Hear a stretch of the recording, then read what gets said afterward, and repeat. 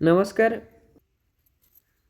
भात गेल्यानंतर आमच्या शिवारात काय लावायचं यानंतर आमचा बेत असा ठरला की चला थोडे बटाटे लावूया, थोडा हिवाळी नाचणा लावूया.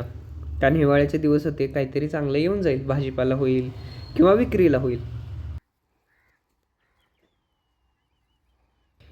आता ही याच्यासाठी आम्ही 6 ते 7 पोती, म्हणजे जवळपास आमचं 2 एकराला लावायचं ठरवलेलं किंवा 1.5 एकराला.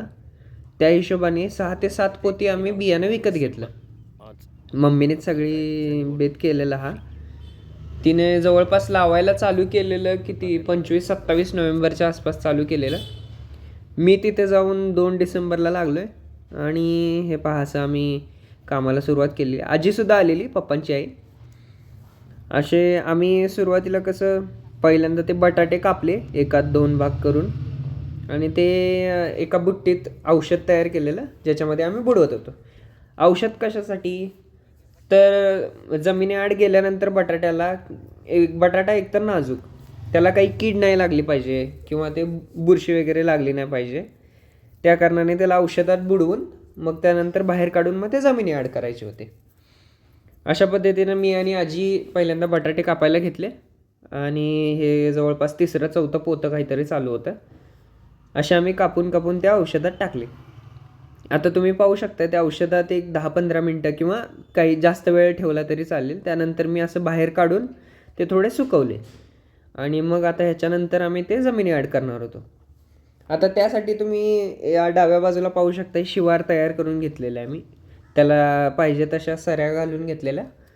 हे असे काढलेले सुकलेले बटाटे बुट्टी बुट्टीने नेऊन देत होतो आणि मम्मी, आजी आणि जेव्हा पप्पा असतील तेव्हा तिघे मिळून ते ठेवून घेऊन मग जमिनी आड घालत होतो. थोड्या थोड्या अंतरावर असे बटाटे ठेवून घेतले आणि ते मग झाकले जात होते. आता ह्याच्यासाठी खताची पण गरज असते.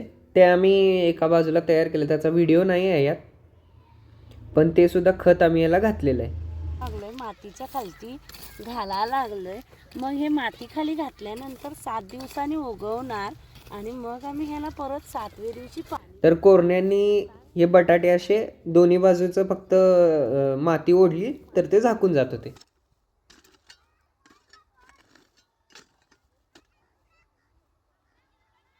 हे पप्पा खोऱ्यानी नाकं करून घेत आहेत, जेणेकरून पाणी पाजवायला सोपं होईल.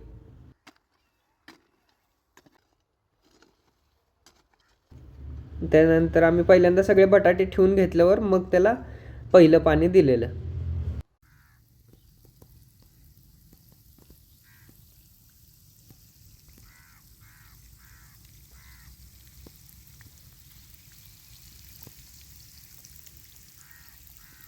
हे असं एक एक एक एक सरीकडून किंवा नाकानुसार आम्ही पाणी पाजवून घेतलं. मेन आमच्या ह्या पूर्ण शेतात 3-4 कोक आहेत मध्ये मध्ये. या बाजूचे पहिल्यांदाच लावून घेतलेले होते, त्याचं पाणी झालेलं. त्यानंतर डाव्या बाजूचे फक्त आम्ही आत्ता लावून घेत होतो. हे पहा असं दृश्य होतं बघा. एकतर पहिला ती आंघोळ करून घेत होती थंडगार पाण्यात आणि त्यानंतर त्यांना काही किडे विडे मिळाले तर खात होती. धन्यवाद.